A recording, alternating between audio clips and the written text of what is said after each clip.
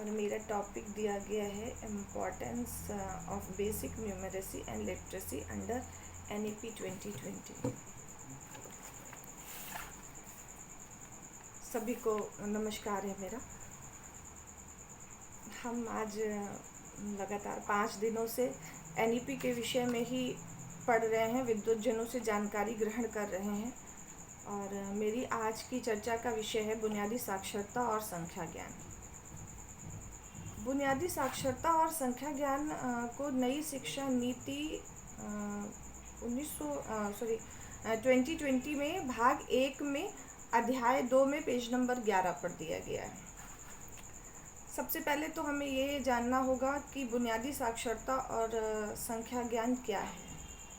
जब कोई बच्चा भाषा को सीखता है तो सबसे पहले वह मौखिक अर्थात बोलना सीखता है और फिर वह ध्वनि, उसी से ध्वनि होती है, उसका आकार सीखता है, वर्ण से अक्षर और अक्षर से शब्द करता है, फिर वो डिकोडिंग कर पाता है, तालमेल बिठा पाता है। और जब वो ये तालमेल बिठा लेता है तो उसके बाद ही वो लिखना और फिर पढ़ना सीखता है। पहले पढ़ना और फिर लिखना सीख जाता है। संख्या बोध से तात्पर्य यह है कि बच्चा संख्याओं को सीखे, उसको बोलना सीखे, उसको लिखना सीखे और साथ ही साथ वो संख्या का आकार, उसका क्रम, संख्या का स्थान, नाप आदि सभी चीज़ों को समझ ले। सभी बच्चों के लिए मूलभूत अक्षर ज्ञान एवं संख्या ज्ञान प्राप्त करना न्यू एजुकेशन पॉलिसी में सर्वोच्च प्राथमिकता रहेगी और जिसे ऐसा माना जा रहा है कि हम 2026-27 तक पूरा कर लें।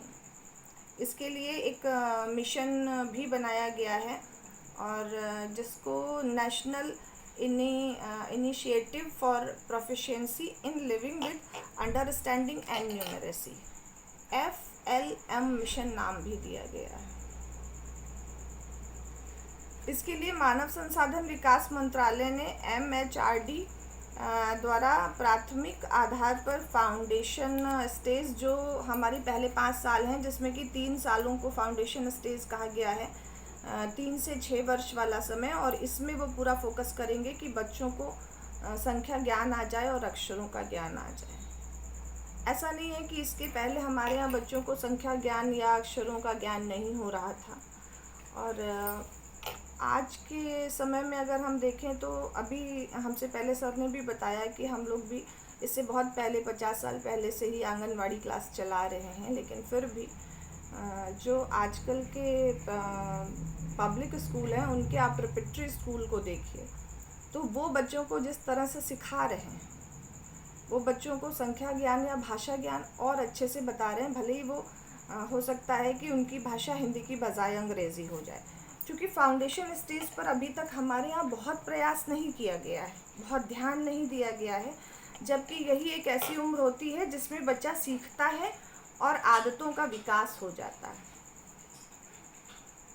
पब्लिक स्कूलों में बच्चों को वो चीज़ें सिखा रहे हैं और यही कारण है कि हमारे यहाँ के बच्चे में जो सरकारी स्कूलों में प्राथमिक विद्यालयों में पढ़े हुए बच्चे होते हैं और जो पब्लिक स्कूलों में पढ़े हुए बच्चे होते हैं, उनके कॉन्सेप्ट में फ़र्क होता है। उन बच्चों को बिल्कुल क्लियर होता है। उनको अगर इन और आउट सिखाना है स्कूल में तो टीचर्स क्लासरूम के बाहर जंप करके और फिर क्लासरूम के अंदर जंप करके इन और आउट सिखा देते हैं, अप एंड डाउन सिखा देते हैं।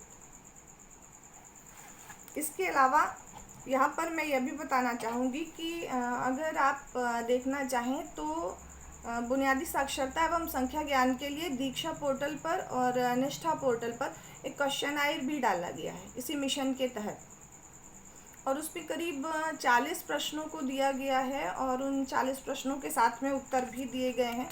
और ये सिर्फ ऐसा ही नहीं कि इसे सिर्फ प्राइमरी स्कूल के टीचर्स ही देख सकते हैं या वही कर सकते हैं, क्योंकि उनके लिए ही है कि वो 3 वर्ष का फाउंडेशन स्टेज देखेंगे और 2 वर्ष का प्री प्राइमरी, जिसमें कक्षा 1 और कक्षा 2 शामिल किया जाएगा, वो देखेंगे। हम आप भी उसको देख सकते हैं और हम आप भी ये प्रयास कर सकते हैं कि हम इसे कैसे सुधार की तरफ ले जाएंगे, क्योंकि भाषा का ज्ञान होना इसलिए आवश्यक है कि हम बहुत अच्छे से एक दूसरे से अपनी भाषा का आदान प्रदान कर सकें, अपनी बात का आदान प्रदान कर सकें और हम सफल हो सकें।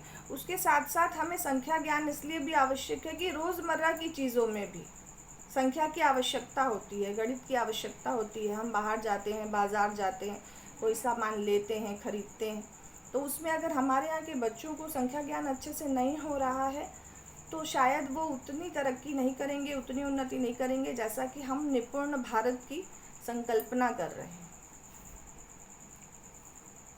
और इसीलिए नई शिक्षा नीति में बुनियादी साक्षरता और संख्या ज्ञान को बहुत अधिक महत्व दिया जा रहा है।